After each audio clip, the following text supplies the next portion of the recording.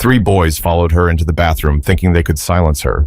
But they didn't know she came prepared. Imani Carlisle had exactly 6 minutes to herself. She didn't ask for much, just a break from the cafeteria noise and the stares that always seemed to follow her no matter where she sat. Her English teacher, Mr. Braddock, didn't even look up when she held up the hall pass. He just nodded once, still scribbling something on the whiteboard, and she was gone. The hall was quiet.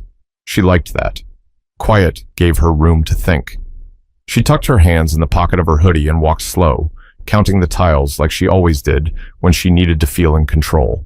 27 steps from the cafeteria to the girls' bathroom on the west end of the school. It wasn't the closest one, but that was the point. Nobody used it. The teachers didn't even go near it. That little hallway felt like a secret tunnel out of everything loud, fake, and petty. Out of them. But today, someone else knew about her secret. As she turned the corner, she saw them. 3 boys. Tyler Kranz, Jackson Hayes, and Malik Stafford.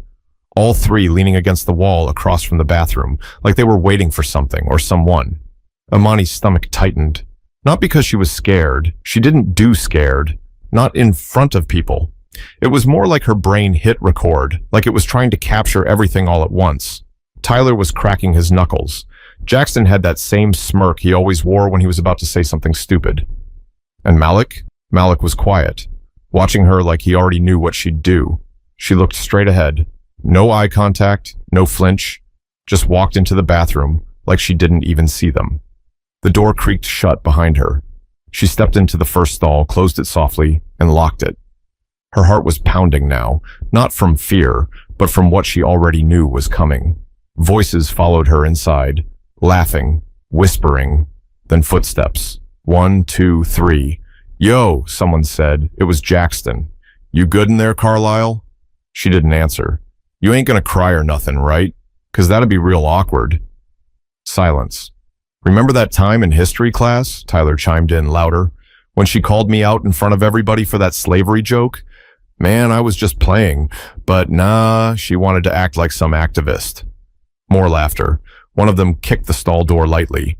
Imani stood perfectly still, listening, breathing. Her hands were steady. Then Malik spoke, quiet, flat. "She thinks she better than us. Like, for real." They didn't know she had her phone already recording, propped on the little toilet paper dispenser. She pressed the side button twice before she stepped in. She didn't plan all of this, but she wasn't stupid either. She knew when a storm was coming, and this one was about to hit hard. But before we get to what Imani did next, let's go back a bit, because this moment didn't start here. Not really. Imani Carlisle lived on the south side of Fresno, California in a 2-bedroom apartment with her mom and her little brother, Khalil. They didn't have a lot, but the place was clean, the bills got paid, and her mom always made sure dinner was hot, even if it was just grilled cheese and soup. Imani's room was her favorite place in the world. Books stacked high against one wall, notebooks spread across her desk like puzzle pieces, a whiteboard she used to map out her dreams, law school, UCLA, maybe even something bigger. She didn't know yet, but she felt it. At school, though, it was different. She was one of 7 black kids in a school of nearly 600. 7th grade had been rough. 8th was worse. Not because people were outwardly mean, at least not at first. It was more the way they made her feel like she didn't belong. Like when she'd raise her hand with the right answer and the teacher would call on someone else anyway. Or when someone would say her name slowly, Imani, like it was hard to pronounce, even though they had no trouble with Giovanni or Anastasia. Or when the lunch table went quiet the second she sat down. You start to notice those things. Even if no one ever says it out loud, you hear it. You feel it. She'd gotten used to walking alone, sitting alone, working alone, but she wasn't bitter. She just didn't waste her time trying to fit in. The one place where she let herself speak up was class. If something wasn't right, she said so. Like last week in Mr. Patel's history class. They were watching a documentary about civil rights, and Tyler Kranz leaned over and whispered loud enough for half the class to hear, "Bet Imani's about to stand up and give a speech." Then he laughed. Imani didn't even look at him. She raised her hand. "Mr. Patel," she said, calm but firm, "can I ask why we're glossing over the fact that black people were being beaten and jailed just for walking down the street? You skipped that part." Mr. Patel blinked like he wasn't expecting it. The class got quiet. Tyler muttered, "Dang, relax." And that's when she turned to him. "I'm relaxed. You're just uncomfortable." Somebody whispered, "Ooh," and the class laughed. But not at her. At him. Tyler didn't like that. Not at all. And when someone like Tyler doesn't like being embarrassed, they don't just forget about it. After that day, things shifted. Small stuff at first. Shoulder bumps in the hallway, side eyes in gym. Then Jackson started mimicking the way she talked. Said she sounded like a librarian. Malik never said much. He just stared. He had this way of leaning in, like he was daring you to say something. But Imani never responded. She just kept walking. At home, she told her mom bits and pieces, but not the whole thing. Her mom already worked 2 jobs and worried about everything. Imani didn't want to add more stress. She figured if she just kept quiet, it would blow over. But it didn't. And that's how we got to that bathroom door. That's why those boys were waiting. Not because they were just joking. Not because they were confused or misunderstood, but because she embarrassed them, and they needed to remind her of her place. But what they didn't know was that Imani already knew hers, and she wasn't about to give it up. It started the way these things usually do, quiet, then cruel. The Monday after the history class incident, Tyler strutted into homeroom wearing a fake Malcolm X t-shirt he'd printed on his own printer. It had a speech bubble that said, "Relax, it's just a joke." He made sure to sit 2 seats from Imani and turned around every few minutes to check if she was still mad. Jackson kept a running bit in the cafeteria. "Yo, did you know Imani's grandfather was a freedom fighter?" Then he'd fake a salute, yell, "Power to the people," and burst into laughter. The kids at their table joined in, not because it was funny, but because nobody wanted to be the one to say it wasn't. And Malik never laughed, never joined in. He just watched, always leaning on something, chewing the inside of his cheek like he was waiting to see how far things would go. Imani ignored them, or tried to. She kept her face unreadable, her voice steady, her steps sure. That was the only control she had, and for the most part, it worked. Until gym class. Coach Fernandez made everyone pair up for a volleyball drill. Imani's usual partner, Tara, was out sick. So Coach pointed at her and said, "Carlisle, you're with Malik." Imani didn't flinch, just nodded and walked over to the net. The minute they started the drill, Malik threw the ball too hard, twice. The third time, he spiked it right at her face. It missed by inches and slammed into the bleachers behind her. Coach blew the whistle. "Yo, Stafford, what's your problem?" Malik just shrugged. "Slipped." Coach narrowed his eyes but didn't push it. "Watch it next time." Later, in the locker room, Imani sat quietly on the bench while the other girls changed. She heard them whispering. She kind of brings it on herself. She's always got an attitude. I heard she called Mr. Patel racist because he didn't call on her. That wasn't what happened. But truth didn't matter here. Perception did. After school, she stayed behind in the library to work on a group science project. The other 3 kids didn't show. When she texted one of them, Amy Greaves, Amy texted back, "We already finished it. Sherry, no explanation, no warning, just done." That night, Imani stared at the ceiling in her room. Khalil was asleep. Her mom was working late. And she just lay there thinking, what exactly did I do wrong? But deep down, she already knew the answer. She didn't laugh when she was supposed to. She didn't stay quiet when it was expected. She made someone like Tyler feel stupid in front of a room full of people, and that's something certain kids never forgive. The next day, Imani walked into her second period class and found a note folded on her desk. No name, no handwriting she recognized. It said, "Bet you won't say nothing next time." She stared at it for a long time, then folded it back and tucked it into her backpack. Did she tell anyone? No, because what would she say? And who would believe her? Her school had posters about zero tolerance for bullying. They did assemblies about community values. But when real things happened, things that didn't look like bruises or threats, nobody saw them. Nobody wanted to. It was easier to say, kids will be kids. Or worse, she's probably just being sensitive. So Imani said nothing. Until that Wednesday. Lunch had been loud. She hadn't eaten much, just picked at some fries and stared out the window near her usual table in the corner. Then she stood up, threw her tray away, and walked toward the exit. The boys were already out there, waiting. She saw them, and she still kept walking. That's when she decided, If it happened, it happened. But it wasn't going to be on their terms. And the moment she stepped into that bathroom, she made a choice they didn't see coming. The second the door clicked shut behind her, Imani felt it. Not fear, focus. She didn't rush. She didn't panic. She walked to the far stall and locked it like she'd done 100 times before. Her backpack hung from the hook, but her phone was already out. Silent mode, camera on, front facing. She pressed record and angled it low on the toilet paper dispenser. No flash, no sound. She stood still and waited. The boys didn't follow right away. At first, there was just quiet. Then a push against the door. It creaked open. She heard them laughing, not loud, low and deliberate. The kind of laugh people use when they know you can't leave. Footsteps on tile.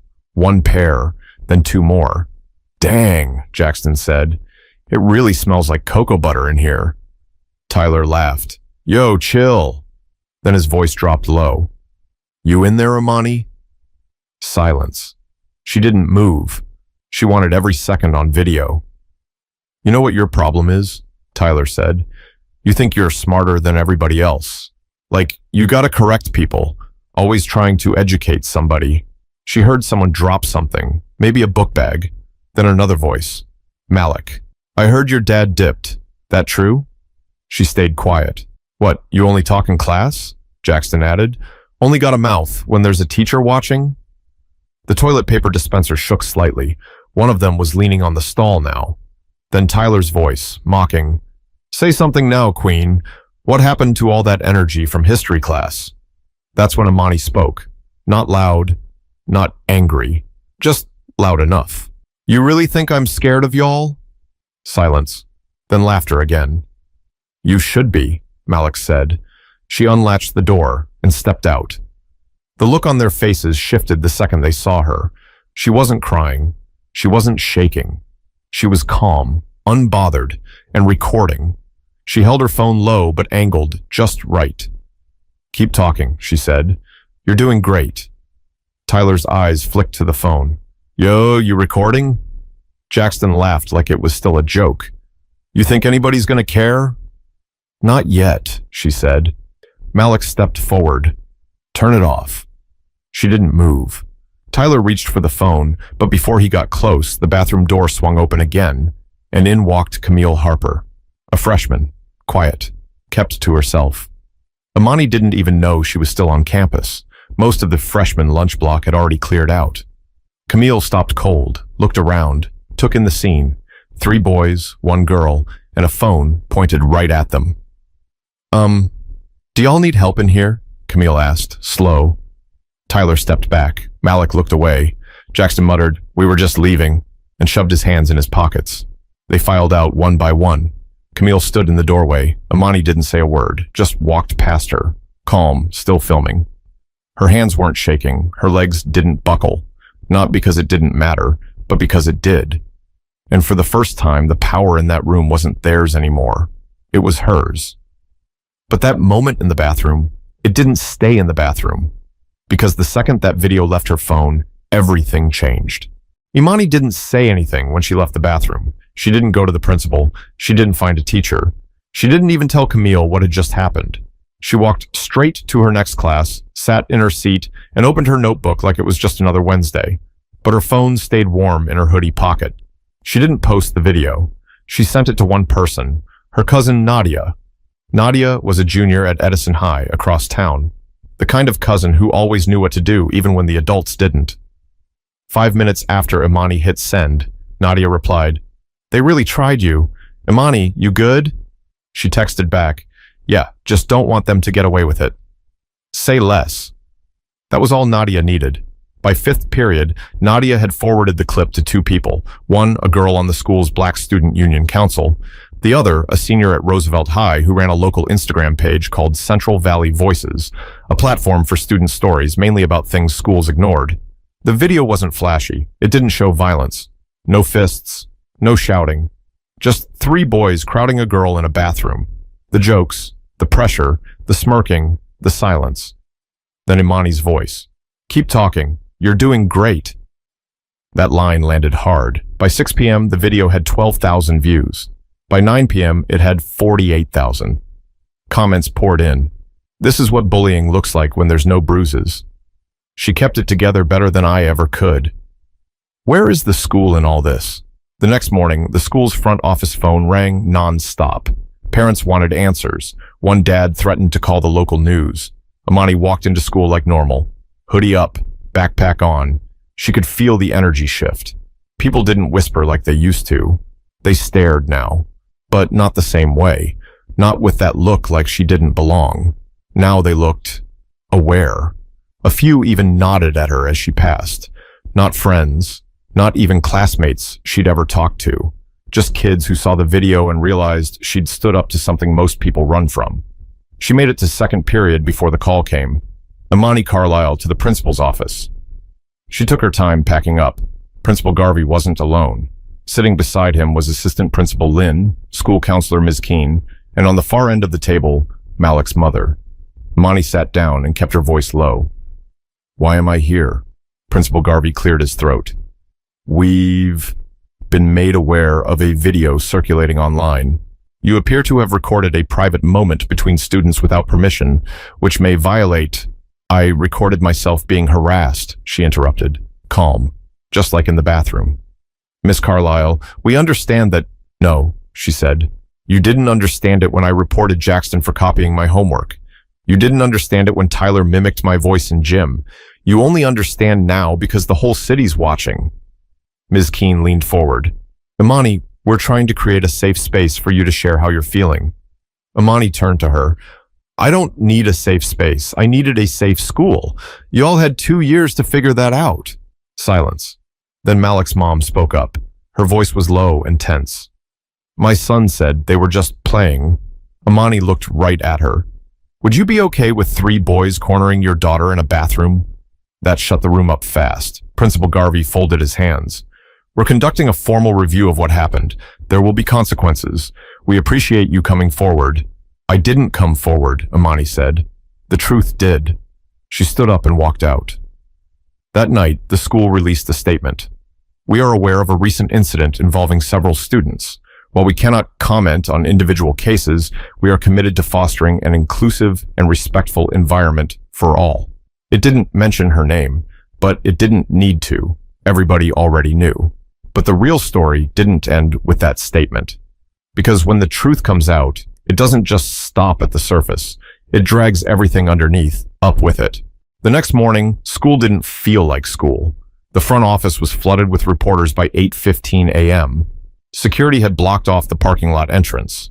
3 school board officials showed up unannounced and walked straight into a closed-door meeting with Principal Garvey. Inside the building, the tension was thick. Students weren't talking about sports or TikTok or weekend plans anymore. They were talking about Imani. And not just her, what she represented. What happened in that bathroom hit people different. Not because it was new, because it wasn't, but because it was finally caught on camera. Because she stayed calm. Because she held her ground without screaming, without hitting, without begging. By lunch, 2 other girls, one Latina, one Filipino, had come forward, told their own stories, different details, same thread. Bathroom confrontations, lunch table jokes, teachers looking the other way. That Thursday, the district superintendent arrived with a crisis response team. Imani saw them through the office window, men in button-downs, women with clipboards, checking boxes while teachers kept glancing at their watches. She was called in again. This time, she wasn't alone. Her mom sat beside her, quiet, tired, but locked in. I appreciate y'all calling me, she said, but don't think for a second this is about concern. You're covering tracks. The counselor tried to soften things. We're looking to rebuild trust. Imani's mom raised an eyebrow. Didn't know trust was in your budget. Mr. Garvey cleared his throat and handed them both a printed copy of a new district respect and inclusion policy. It looked nice. Logos, bullet points, diversity buzzwords. Imani flipped through it and slid it back across the table. I already know what respect looks like. Y'all just forgot. Outside that room, changes started to happen. Teachers, especially the ones who'd been quiet, suddenly wanted to talk. Mr. Patel apologized for not stepping in when Tyler made his joke, said he'd misread the moment. Coach Fernandez pulled her aside in the hallway. I should have benched Malik that day in gym. That's on me. Amani didn't say much. She didn't need to, because now everyone was paying attention, even people who never looked her way before. On Friday, the school organized a listening circle in the library. Half the room was full of students who wanted to talk. The other half, mostly teachers, administrators, and a handful of parents. Amani didn't plan to speak, but when the mic passed her way, she stood. No notes, no speech, just her voice. I didn't record that video to be famous. I did it because I was tired. Tired of being the only one who sees what's happening. Tired of pretending jokes don't land. Tired of thinking that if I say something, I'm the problem. She paused. But now you all saw it. And if you ignore it now, that's on you, not me. Nobody clapped. Not because they didn't care, because they knew it wasn't a performance. It was a warning. The school announced suspensions the following Monday. Tyler, Jackson, and Malik. 2 weeks off campus plus mandatory counseling. It wasn't justice, but it was something. And for once, they didn't walk away clean. But the biggest shift wasn't about punishment, it was about who was watching. The community had stepped in now. Local parents organized a town hall. A black alum from the school came back to speak. A local college offered to host workshops on racial bias and student safety. Imani even got a letter from a woman who graduated back in 1996. She wrote, "I walked those halls too. I kept my head down. You didn't. Thank you." Imani kept the letter in her notebook. Did she feel proud? Not exactly. It was more like relieved. That maybe this time things wouldn't go back to normal, because normal wasn't working. But the real lesson wasn't about the boys. It wasn't even about the school. It was about something bigger. What happens when one person stands still and everyone else is forced to face what they've been avoiding? 2 weeks later, Imani sat in front of a packed gymnasium. The school board had opened the meeting to the public. Parents came, teachers came. Some students came because they had to. Others came because they wanted to see if what happened to Imani would actually matter. The podium was low, the mic a little shaky, but Imani didn't flinch. She wore her favorite hoodie, navy blue, the one with the small tear in the sleeve, and black jeans. No makeup, no styling, just her as she was. Principal Garvey sat in the front row, superintendent to his left, Tyler's mom to his right. Nobody looked comfortable. She scanned the room, then she spoke. I wasn't supposed to be the girl in the bathroom video. I wasn't trying to prove a point. I just didn't want to be silent anymore. The room was still.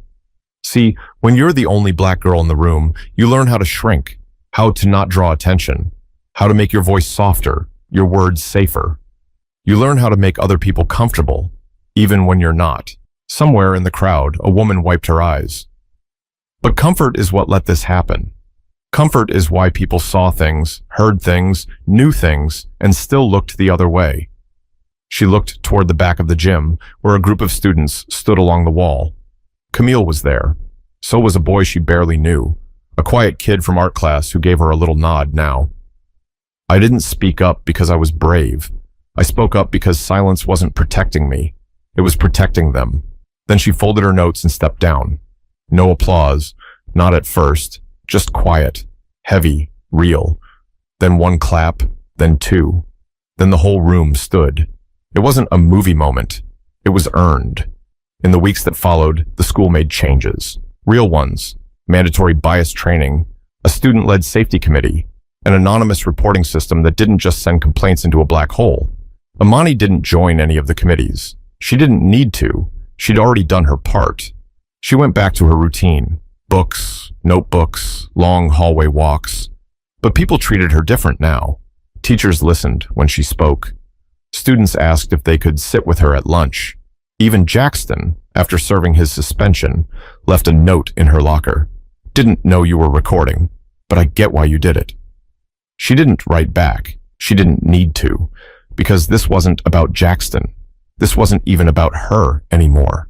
It was about how quickly things could go wrong when everyone's looking the other way, and what it takes to finally look back. One afternoon, as she waited outside for her mom to pick her up, Camille came up beside her. "You ever get scared?" she asked. Imani thought for a second. "Yeah, but scared doesn't mean quiet." Camille smiled. "I'm glad I walked in when I did." Imani gave a soft nod. "Me too." That weekend, Imani and her mom sat on their old couch, watching a news segment about student safety. Her name came up, briefly. A screenshot of the video, a quote from her speech. Her mom didn't say much, just reached over and held her hand. "You shook something loose," she said. "Some people walk their whole lives and never do that." Imani didn't answer. She didn't need to. She just held her mom's hand and looked ahead. The world hadn't changed overnight, but it noticed her now. And sometimes, that's how it starts. Sometimes the loudest protest is calm. Sometimes power looks like stillness. And sometimes, all it takes to break a system wide open is one person refusing to back down. If you ever find yourself in a room where something feels wrong, where silence starts to feel like agreement, don't shrink. Say something, record something, be something that forces the rest of the room to change. Because if Imani Carlisle could do it, alone, cornered, and calm, then so can you.